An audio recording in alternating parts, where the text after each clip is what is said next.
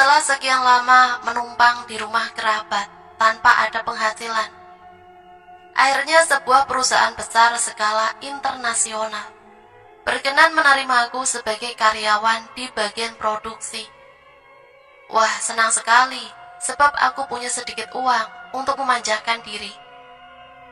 Pintu besi gerbang besar perusahaan itu telah menyambut kedatanganku di hari pertama masuk.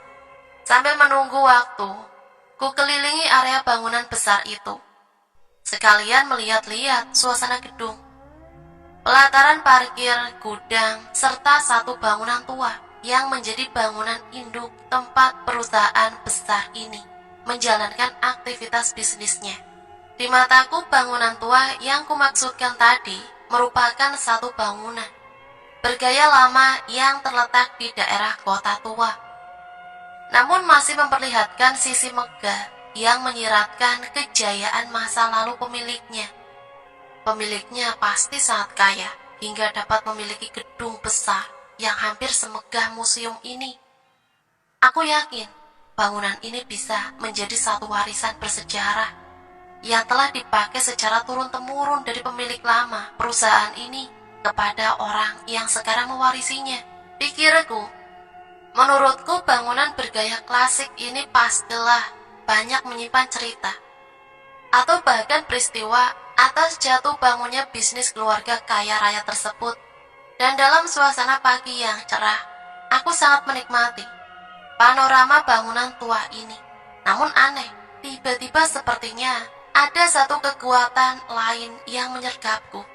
Kurasakan seperti ada suara angin yang berhembus lembut, seolah-olah meniup daun telingaku. Sayup-sayup terdengar seperti suara desahan binatang buas di kejauhan yang terbawa angin. Ada apa sesungguhnya? Batinku, kedua mataku masih terus asik menikmati bangunan tua yang pasti adalah karya bangsa Belanda ini, sebab arsitekturnya memang bergaya Eropa. Sekilas tampak gedung megah ini kurang terawat. Jendela besar berkaca buram, kotor, begitu juga dengan koridor panjang yang melingkarinya. Semuanya terkesan kumuh serta sedikit agak angker. Bahkan tangga ke lantai atas pun hanya disinari sebuah lampu neon yang cahayanya mulai temaram. Tak sengaja pandanganku tertuju pada salah satu jendela yang paling kusam di lantai 4. Entah ruangan apa di atas sana. Sepertinya ruangan itu hanya disinari oleh cahaya redup lampu 10 watt. Seketika itu juga semua pandanganku seakan diselimuti oleh hal yang berbau mistis. Seolah-olah ada sepasang mata yang sedang bergerak mengawasiku dari atas sana. Mungkinkah penunggu gedung tua ini sedang mengawasi gerak-geriku?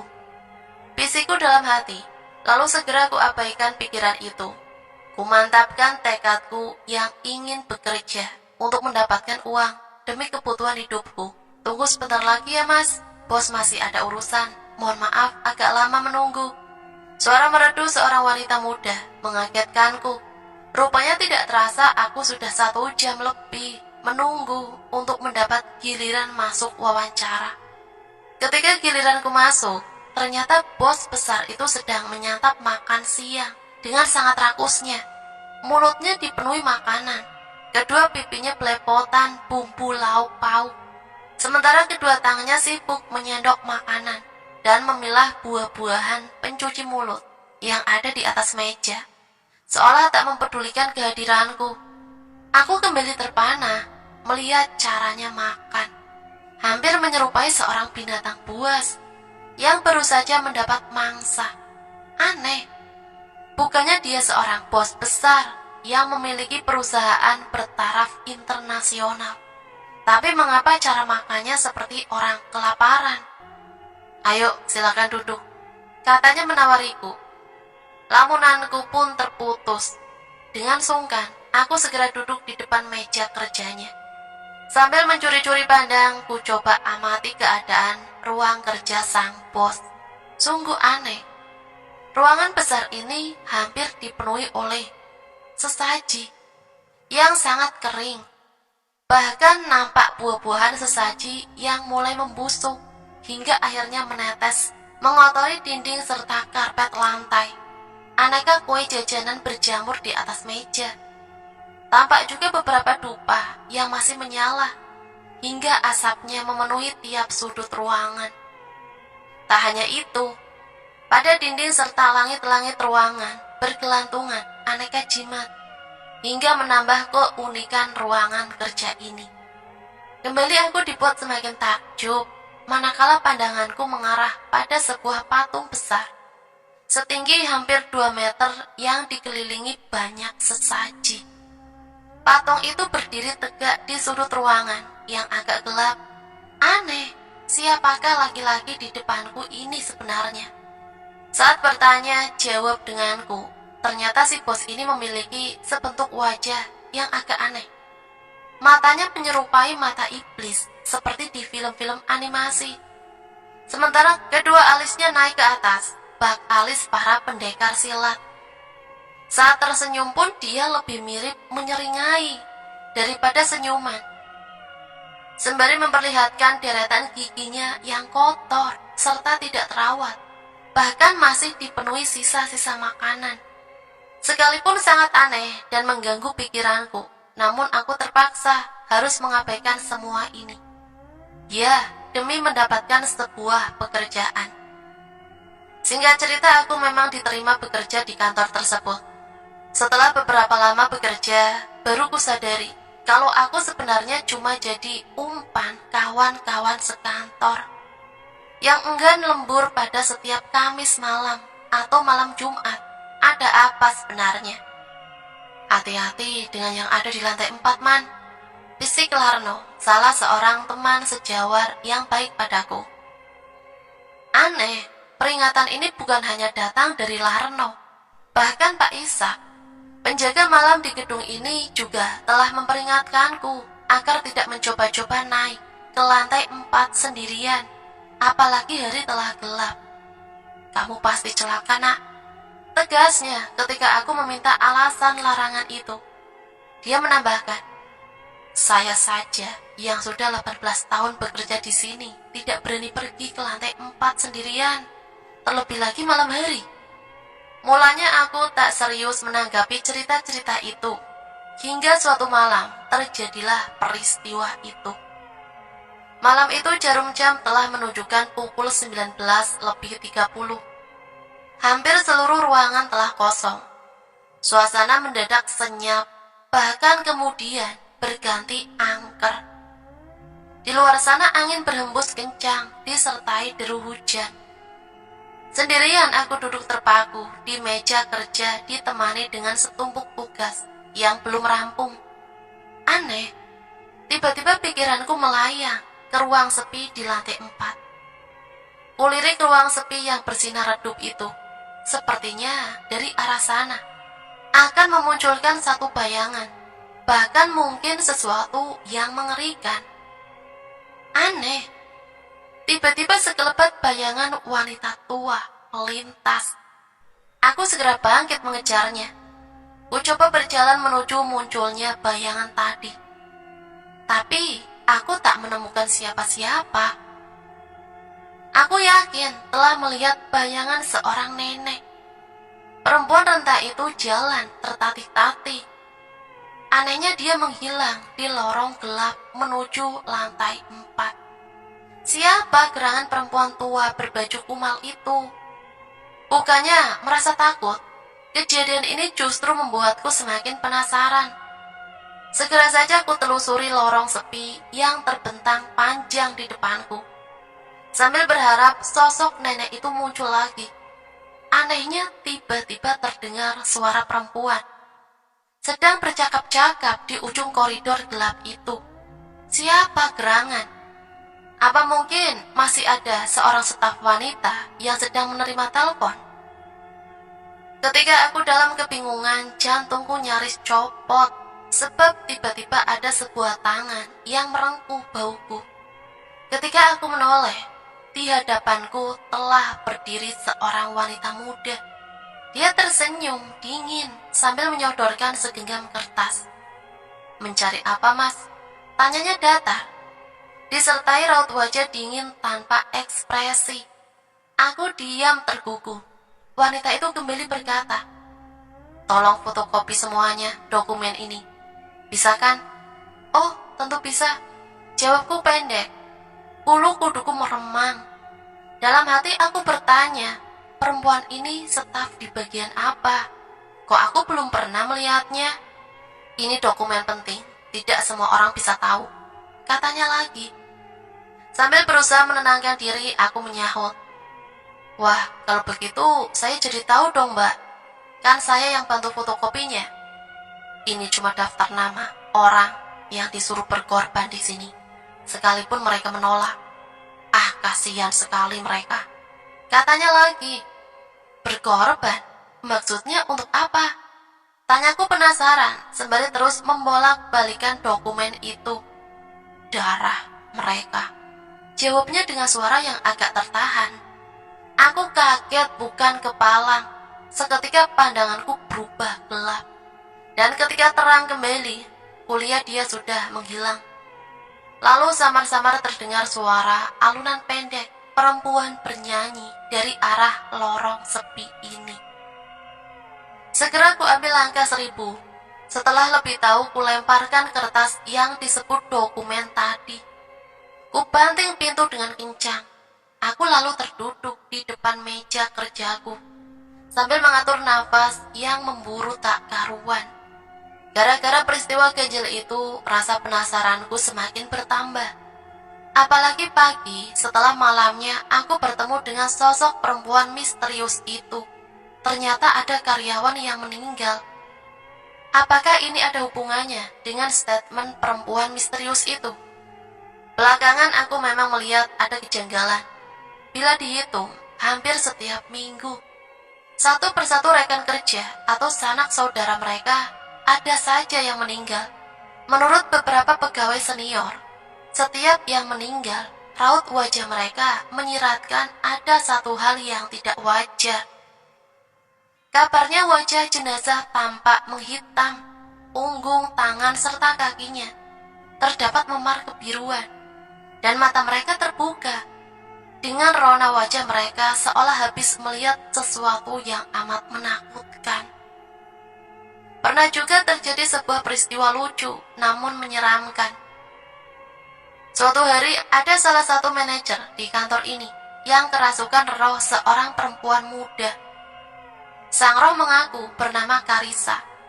Dia telah mati karena bunuh diri 100 tahun silam. Lucunya sang manajer yang bertubuh tambun dan galak itu tiba-tiba dapat berjalan dengan gemulai, laksana perempuan. Tak hanya itu, suaranya juga berubah lembut, khas wanita muda. Nah, dari celoteh Karissalah, cerita yang sebenarnya bergulir, termasuk tentang para korban makhluk di lantai 4. Karissa yang meminjam mulut Pak Wahono, sang manajer itu, bercerita bahwa bos besar kami yang bernama Pak Paulus itu telah meminjam arwahnya sebagai budak suruhan untuk mendapatkan harta. Bahkan untuk mengikat jiwa seseorang yang dia hendaki untuk ditaklukkan. Arwah Karissa juga mengaku bahwa pada hari-hari tertentu dia akan diberi suguhan khusus oleh majikannya. Selain sesajen dan dupa wangi, dia juga menghisap sari makanan langsung dari perut Pak Paulus. Syaratnya Pak Paulus harus memakan 3 jenis makanan kesukaan Karissa dalam jumlah amat banyak. Mungkin inilah yang menyebabkan kenapa Pak Paulus pernah kulihat makan dalam jumlah banyak dan nampak sangat rakus. Aku juga pernah melihat dukun kepercayaan Pak Paulus datang ke lantai 4 untuk mengadakan ritual semalam suntuk. Setelah itu beredarlah cerita dari mulut orang dekatnya bahwa Pak Paulus segera akan memecat beberapa orang karyawan, sebab menurut sang dukun mereka tidak cocok dan harus dienyahkan. Yang terjadi selanjutnya, setelah kedatangan dukun itu, suasana di dalam kantor jadi makin kacau. Seringkali terjadi keributan di antara staf dan karyawan. Sejumlah peristiwa aneh juga terjadi. mulai staf kerasukan, mengalami kecelakaan fatal hingga cacat. Bahkan yang meninggal pun ada. Selain itu, bisnis di perusahaan yang bergerak dalam industri garment ini menjadi tersendat-sendat. Bahkan hasil produksi yang tidak laku dijual, bahkan dikembalikan karena rusak. Padahal semua barang produksi yang dikirim ke customer dalam keadaan baik tanpa cacat. Kondisi semacam ini membuat pikiranku jadi tidak karuan. Hingga pada suatu malam, ketika semua staf dan karyawan telah meninggalkan ruangan kerjanya masing-masing, tinggallah aku sendirian tercenung di meja kerjaku. Ketika aku sedang membereskan dokumen yang masih tercecer, tiba-tiba saja ada angin dingin menyapu pundakku. Tidak berapa lama, samar-samar terdengar suara perempuan yang seolah sedang merapal doa. Seketika itu rasa takut di dalam hatiku muncul. Terlebih lagi, lama-lama suara itu semakin keras terdengar. Meski tidak jelas mantra apa yang sedang dilantunkannya. Walau begitu, ku coba memberanikan diri bangkit lalu berjalan ke arah datangnya suara itu. Ku buka pintu koridor ke lantai 3 yang kuduga menjadi sumber suara. Ketika tercium semerbak wangi bunga sedap malam, serta aroma rokok klobot, ku hentikan langkah untuk sekedar mengatur nafas. Sambil menenangkan hatiku yang mulai dihantui rasa takut. Hatiku pun kecut bukan main. Ketika sadar bahwa langkah ini telah sampai di trap tangga terakhir. Dari jumlah anak tangga menuju ruangan laknat di lantai 4 itu. Sementara itu suara rapalan mantra si perempuan semakin keras terdengar, diselingi oleh aroma semerbak bunga, sedap malam, kemenyan serta anyir darah yang semakin menyengat hidungku. Semenjak aku berdiri terpaku di depan pintu kaca kusam yang membatasi pandanganku dengan ruangan bagian dalam. Kaca pantry bermotif burung elang membingkai sehelai pintu ruang laknat penuh misteri ini. Tanganku bergerak tak sabar ingin membuka pintunya. Ku dorong perlahan. Suara berderit engselnya seolah genderang perang yang memukul jantungku. Saat aku melangkah tertatih di dalam suasana temaram, aku mengenali gerak-gerik sosok makhluk besar kehitaman di bawah temaram lampu 5 watt. Kakiku pun terasa lemas. Sungguh, aku benar-benar melihat bagaimana makhluk itu sambil mengeram, terus menggerogoti mangsanya dengan rakus. Dalam keadaan sangat takut, aku mengenali kalau ternyata makhluk itu wujudnya separuh serigala, separuh manusia.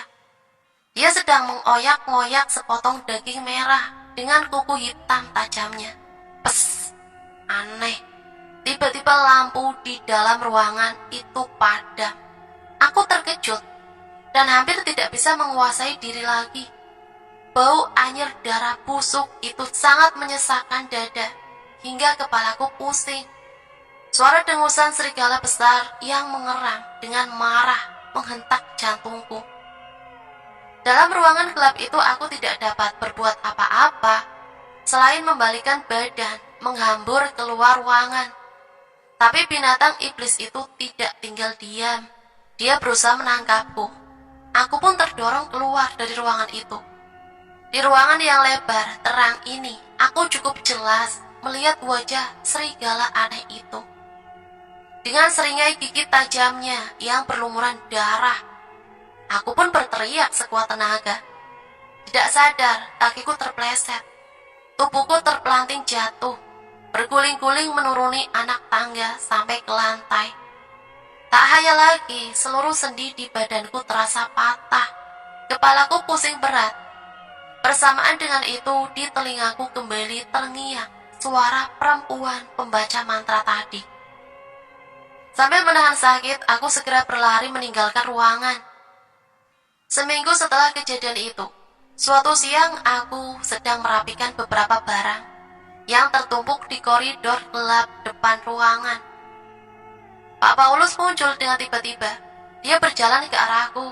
dengan rona wajah yang tidak bersahabat. Aku segera bangkit untuk memberi salam. Tidak diduga, dia malah mengancamku dengan kata-kata yang tidak mengenakan hati. "Hai, you," katanya sambil menunjuk wajahku. "Aku orang kaya raya. Aku ada uang banyak. Ribuan setan, arwah leluhur, bahkan jin manapun sudah aku panggil. Dan aku tundukkan. Apalagi cuma kamu, manusia kecil," jejarnya dengan nada sinis. "Aku kasih kamu peringatan. Makhluk besar di lantai 4 adalah pelindung aku. Seluruh harta aku dia yang jaga. Dia amat kuat luar biasa. Tidak akan ada yang bisa kalahkan dia punya kekuatan," bentaknya lagi. "Karena makhluk-makhluk itu aku jadi punya kekuatan besar, lebih dari orang lain. Asal kamu tahu aja ya, aku gak bisa mati," lanjutnya dengan jumawa. "So, jadi kamu jangan coba-coba ganggu dia punya tempat. Apalagi kamu mau jadi pahlawan kesiangan di sini," hardiknya pula. "Kalau kamu masih butuh makan, kamu duduk dan kerja baik-baik seperti si bego lainnya. Atau kamu out saja dari sini," kejarnya lagi sambil telunjuknya terus mendorong keningku keras-keras. Setelah itu dia pergi sambil masih terus mengumpat dengan kata-kata yang sangat kasar. Penghinaan Pak Paulus memang sungguh menyakiti perasaanku. Harga diriku telah diinjak-injak olehnya. Namun bukan ini alasan utamaku untuk berhenti bekerja. Demi Tuhan, sejak peristiwa malam itu, bayangan menyeramkan sosok serigala berbadan manusia itu selalu menghantuiku.